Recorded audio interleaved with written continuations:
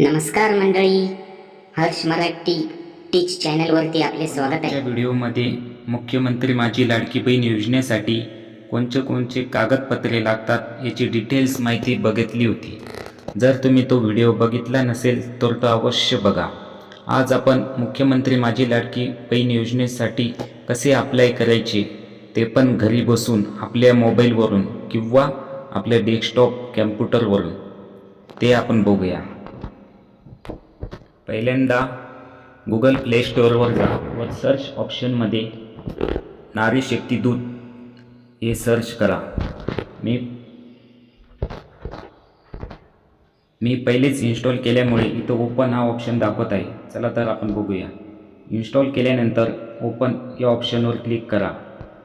Open ऑप्शनवर click केल्यानंतर तुमच्यासमोर तुम्हाला आपला मोबाईल नंबर प्रविष्ट करा हा टॅग येईल. तुमचा मोबाईल नंबर टाकल्यानंतर ॲक्सेप्ट टर्म्स अँड कंडिशन या बॉक्सवर टिक मार्क करा व लॉग इन करा.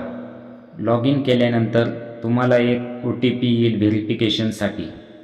तो OTP 4 अंकी OTP तुम्ही इथे टाका व व्हेरीफाय OTP करा.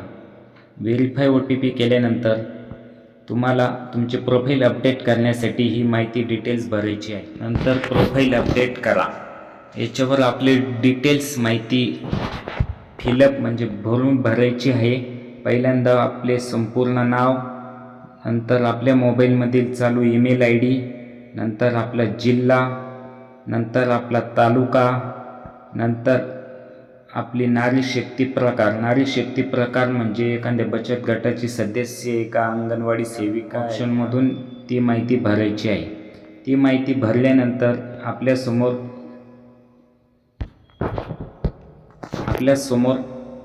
अशी स्क्रीन येईल. आपली प्रोफाईल अपडेट झालेली दिसेल. नारी शक्ती ॲपमध्ये रजिस्टर झाल्यानंतर आपल्यासमोर अशी स्क्रीन येईल, मुख्यमंत्री महिला सशक्तीकरण अभियान. त्याच्यानंतर त्या स्क्रीनवर खाली मुख्यमंत्री माझी लाडकी बहीण योजना, महिलांच्या योजना, केलेले अर्ज अशा प्रकारे स्क्रीन येईल. तर आपल्याला मुख्यमंत्री माझी लाडकी बहीण योजना या टॅगवरती क्लिक करायचे आहे. त्याच्यावरती क्लिक केल्यानंतर आपल्याला इथं फॉर्म आलेला दिसेल, मुख्यमंत्री माझी लाडकी बहीण योजना. स्टार्टिंगला आपल्याला महिलेचे संपूर्ण नाव जसे आधार कार्डवर आहे तसे संपूर्ण महिलेचे इथे नाव टाकायचे आहे. त्याच्यानंतर पतीचे किंवा वडिलांचे संपूर्ण नाव इथे टाकायचे आहे.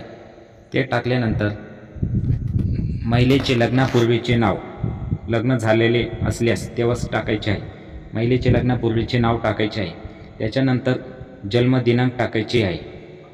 जन्मदिनांक टाकल्यानंतर आपल्याला अर्जदाराचा पत्ता जो आधार कार्डवर दिलेला आहे तो संपूर्ण पत्ता इथे फिलअप करायचा आहे.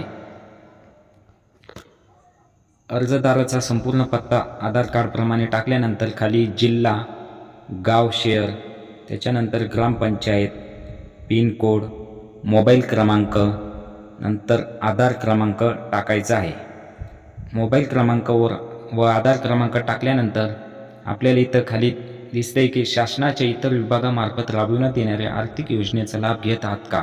जसे की तुम्ही श्रावण बाळ, राजीव गांधी निराधार योजना या योजनांचा लाभ घेत आहात का. घेत असतील तर हा करा किंवा नाही करा. नंतर खाली वैवाहिक स्थिती, आपण वैवाहिक आहात का, मॅरिड अनमॅरिड आहात का ते तिथं फिलअप करायचं आहे.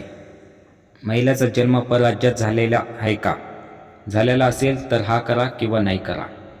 त्याच्यानंतर अर्जदाराचे खाते असलेल्या बँकेचा तपशील, बँकेचे पूर्ण नाव इथं लिहायचे आहे, फिलअप करायचे आहे. त्याच्यानंतर बँक खातेधारकाचे नाव, त्याच्यानंतर बँक खाते क्रमांक, नंतर IFSC कोड फिलअप करायचा आहे. आपला आधार क्रमांक बँक खात्याला जोडलेला आहे का, असेल तर हा करा किंवा नाही करा. पण या योजनेसाठी आपला आधार क्रमांक बँक खात्याला जोडलेला पाहिजे व अकाउंट पण तेच वापरायचे आहे. नंतर खालील सर्व कागदपत्रे अपलोड करण्यात यावी. 1 नंबरला आधार कार्ड, 2nd नंबरला अधिवास प्रमाणपत्र किंवा जन्म प्रमाणपत्र किंवा शाळा सोडल्याचा दाखला याच्यापैकी एक डॉक्युमेंट अपलोड करायचे आहे. तिसऱ्या नंबरला उत्पन्न प्रमाणपत्र, पिवळे किंवा केशरी रेशन कार्ड या दोघांपैकी एक डॉक्युमेंट अपलोड करायचे आहे. 4 नंबरला अर्जदाराचे हमीपत्र. हमीपत्र मी तुम्हाला थोड्या वेळाने सांगणार आहेत की आपण हे हमीपत्र कुठून मिळवायचे आहे. त्याच्यानंतर 5 नंबरला बँक पासबुक. नंतर 6 नंबरला ज्या महिलांचा जन्म परराज्यातील असलेल्या पतीचे कागदपत्र. नंतर अर्जदाराचा फोटो. अर्जदाराचा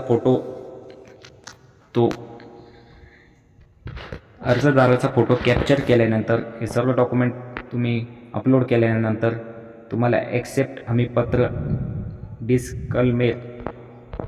ॲक्सेप्ट हमीपत्र या बॉक्सवरती क्लिक करायचे आहे. क्लिक केल्यानंतर तुमच्यासमोर अर्जदाराचे हमीपत्र असं ऑप्शन येईल. हे सर्व डिटेल्स वाचल्यानंतर स्वीकारा या टॅगवरती क्लिक करायचे आहे. टॅग केल्यानंतर माहिती जतन करायच्यावर क्लिक करायचे आहे. आपला फॉर्म सबमिट होऊन जाईल. ते हमीपत्र कुठून डाउनलोड करायचे हे मी सांगणार आहे. इथं खाली नारी शक्ती दूत, नंतर 2nd नंबरला योजना याच्यावर क्लिक केले असता इथे हमीपत्र PDF डाउनलोड करा याच्यावर क्लिक करायचे आहे. तो PDF ती परत डाउनलोड केल्यानंतर ती झेरॉक्स मशीनमधून काढल्यानंतर ती फिलअप करून टिकमार्क करून ती अपलोड करायची आहे. धन्यवाद. अशा प्रकारे हा फॉर्म आहे हमीपत्र, तो फिलअप करायचा आहे. तुमचा फॉर्म सबमिट झाल्यानंतर तुम्हाला SMS द्वारे कळवण्यात येईल. धन्यवाद.